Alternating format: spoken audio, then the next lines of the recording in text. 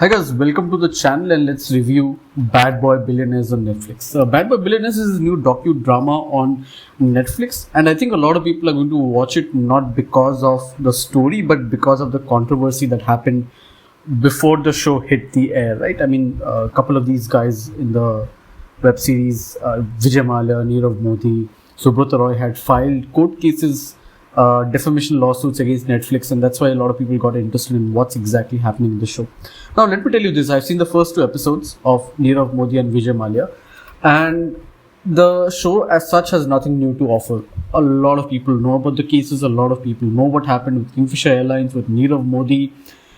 The show has nothing new to offer in terms of information. What it has to offer is a gripping narrative.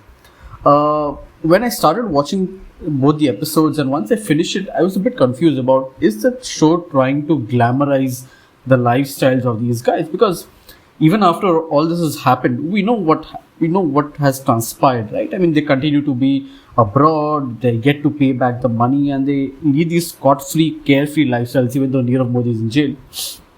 But Vijay Mallya continues to be scot-free and he continues to have the time of his life. Now, the show is a very cautionary tale on what happens when things go wrong and why at once upon a time, these guys were icons, and why it is so difficult to do business in India, right? There's a lot of red tapeism, bureaucracy.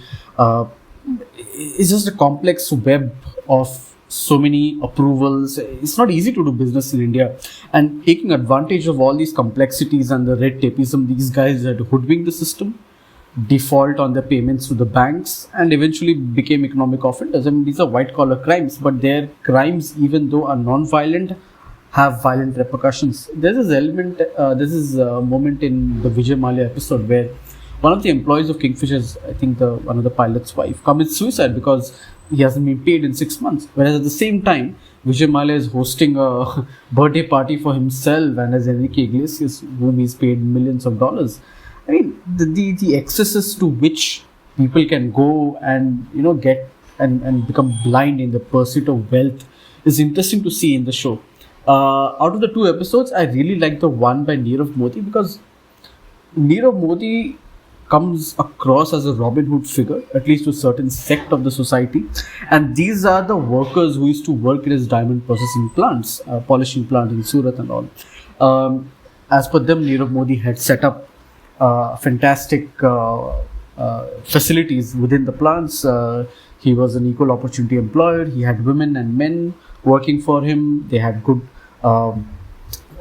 facilities for food, sanitation, etc. So, I mean, of course, the first half of both the episodes make you question as to the direction this web series is taking. But when you end the episodes, you are filled with a sense of disgust, and the characters make you repel. I mean, Jesus, they ran away with so much money, and we've not been able to recover any of that, right?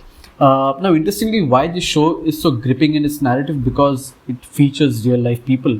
In the Vijay Mallya episode, Vijay Mallya's ex-executive assistant makes an appearance, and throughout both the episodes, there are certain journalists who have written about these topics. There is James Crabtree, there is Pawan Lal, and they tend to carry the episodes on their own. The entire narrative of the episodes often rests on their shoulders. And these are the guys who have actually been on ground. They've actually played their part in uncovering these scandals, in uncovering these, uncovering the massive, frauds committed by these guys. And the very fact that it was marrying archival footage. In fact, I'd never seen Vijay Mallya's younger self when he was 28 years old, and the series has definitely done a lot of work in terms of its research, in terms of its footage, and that's what I really like about the series. And that gripping narrative is what reels you in as an audience to understand and try to figure out, where did these guys go wrong? I mean, everything was going right for them at a point of time. Who doesn't remember Kingfisher Airlines? Probably for a lot of us, we've flown Kingfisher Airlines at some point or the other in our lives, and we are simply awestruck by the level of service they had to offer to their consumers when you compare any other airlines, let's say Air India.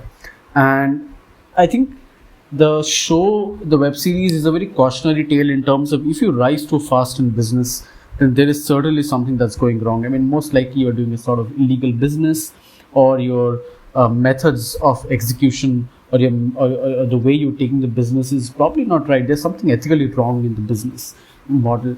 And that's what the show tries to drive home. And I hope that a lot of people watching this show don't look at the glamorous side of this, but also tend to understand, and also I hope they understand the repercussions of what being an economic offender is. And perhaps the most shocking aspect of the web series is that Vijay Mallya owns about $2 billion to the government, but his ownership in terms of the bad loans that India has is a very small fraction, about $150 billion. That's what the other business the other companies and CXOs own to the government in terms of they've taken bad loans from banks, they've defaulted.